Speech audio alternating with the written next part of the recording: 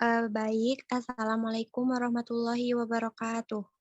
Waalaikumsalam warahmatullahi wabarakatuh.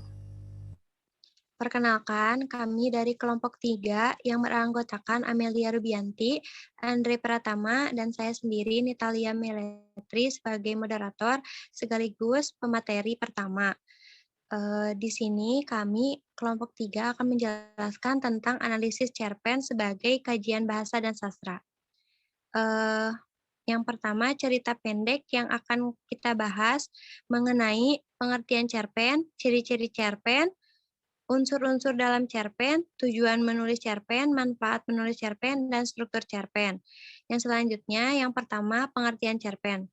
Pengertian cerpen, menurut Sugiarto, cerita pendek atau cerpen merupakan sebuah bentuk karya sastra berupa prosa naratif yang bersifat fiktif, isinya tidak lebih dari 10.000 kata.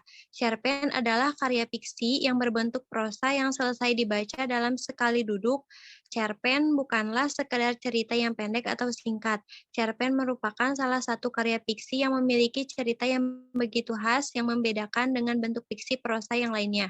Menurut Siswanto, menyatakan cerpen diartikan sebagai kisahan pendek kurang dari 10.000 kata yang memberikan kesan tunggal yang dominan dan memusatkan diri pada satu tokoh di satu situasi atau pada suatu ketika.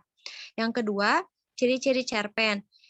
Ciri-ciri cerpen menurut Sumarjo dan Saini yaitu ceritanya yang pendek bersifat naratif dan rekaan atau fiktif dan serta memiliki kesan tunggal. Sedangkan menurut Lubis dalam Tarigan menyatakan cerpen harus mengandung interpretatif pengarang tentang konsepsinya menguasai kehidupan baik secara langsung maupun secara tidak langsung. Yang selanjutnya dalam sebuah cerpen, seorang insiden harus menguasai jalannya sebuah cerita. Yang ketiga, cerpen harus memiliki seorang yang harus menjadi pelaku atau tokoh utama. Dan yang terakhir, cerpen harus mempunyai satu efek atau kesan yang menarik. Next teh.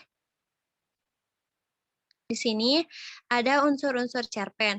Menurut Siswanto, unsur-unsur dalam cerpen terbagi menjadi dua, yang terdiri dari unsur intrinsik dan unsur ekstrinsik. Yang pertama, unsur intrinsik merupakan unsur yang dapat membentuk sebuah karya sastra yang berasal dari dalam. Sedangkan unsur ekstrinsik merupakan unsur yang membentuk karya sastra yang berasal dari luar.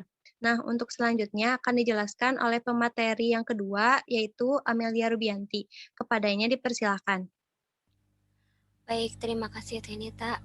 Selanjutnya ada unsur intrinsik, yaitu ada tema. Tema merupakan gagasan utama dari sebuah cerita yang menyangkut segala persoalan, baik itu dapat berupa masalah kemanusiaan, kekuasaan, kasih sayang, kecemburuan, dan sebagainya. Yang kedua ada amanat. Amanat merupakan ajaran atau pesan yang ingin disampaikan pengarang. Ketiga ada tokoh. Tokoh merupakan seorang pelaku yang mengembangkan peristiwa sehingga menjalin satu cerita. Terdapat tiga tokoh, yaitu tokoh protagonis yaitu berperilaku baik, tokoh antagonis berperilaku jahat, dan ada tokoh tetragonis berperilaku baik yang biasanya mendukung tokoh utama. Itu menurut Aminuddin 2009. Lalu ada penokohan, merupakan cara seorang pengarang menggambarkan sebuah karakter atau tokoh. Selanjutnya ada alur atau plot, merupakan pola pengembangan cerita yang terbentuk karena adanya hubungan sebab akibat ataupun kronologis. Selanjutnya ada latar atau setting, alokasi atau tempat kejadian dalam sebuah cerpen. Nah, fungsi latar ini hanya untuk memperkuat dan mempertegas keyakinan pembaca terhadap jalannya sebuah cerita. Yang terakhir ada gaya bahasa, yaitu penggunaan bahasa pada sebuah cerpen, yaitu untuk menciptakan suatu nada atau suasana persuasif serta merumuskan dialog yang mampu memperlihatkan hubungan dan interaksi sesama tokoh. Lalu ada unsur ekstrinsik. Unsur ini terdiri dari satu latar belakang masyarakat yang dimaksud, yaitu ideologi negara, kondisi politik, kondisi sosial, dan kondisi ekonomi. Lalu selanjutnya ada latar belakang pengarang. Hal ini meliputi riwayat hidup dari seorang penulis, kondisi psikologis, dan aliran sastra penulis. Yang terakhir ada nilai-nilai dalam cerpen.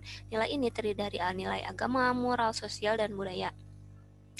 Yaitu selanjutnya ada tujuan menulis cerpen, yaitu yang pertama memberikan sebuah informasi, kedua mencerahkan jiwa seseorang, ketiga mengekspresikan diri, keempat mengedepankan idealisme, kelima mengemukakan opini, dan yang terakhir dapat menghibur. Selanjutnya akan dibacakan oleh pemateri selanjutnya, yaitu Andre Pratama.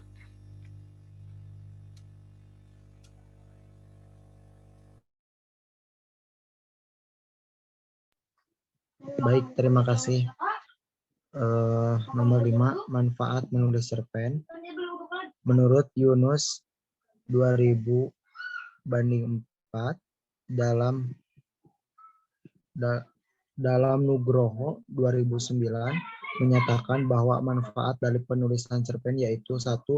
Meningkatkan kecerdasan, kedua meningkatkan daya inisiatif dan kreatif, 3. Menumbuhkan keberanian, dan 4. Mendorong kemauan.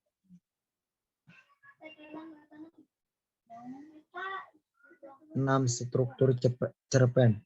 Secara garis besar, struktur cerpen sebagai berikut.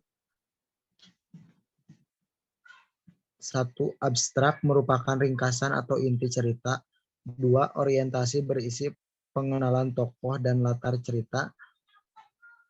3. Komplikasi, munculnya suatu konflik dalam sebuah cerita.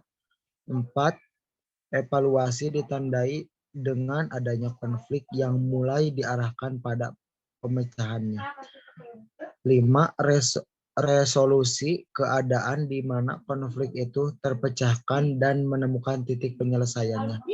6. Koda adalah bagian akhir dari sebuah cerita pendek yang menyuarakan pesan moralitas sebagai tanggapan terhadap konflik yang terjadi. Nah, mungkin itu saja dari kelompok 3 mengenai pembahasan analisis cerpen sebagai kajian bahasa dan sastra. Kurang dan lebihnya mohon dimaafkan. Wabillahi taufiq wal hidayah. Wassalamualaikum warahmatullahi wabarakatuh. Waalaikumsalam Waalaikumsalam warahmatullahi warahmatullahi wabarakatuh. wabarakatuh.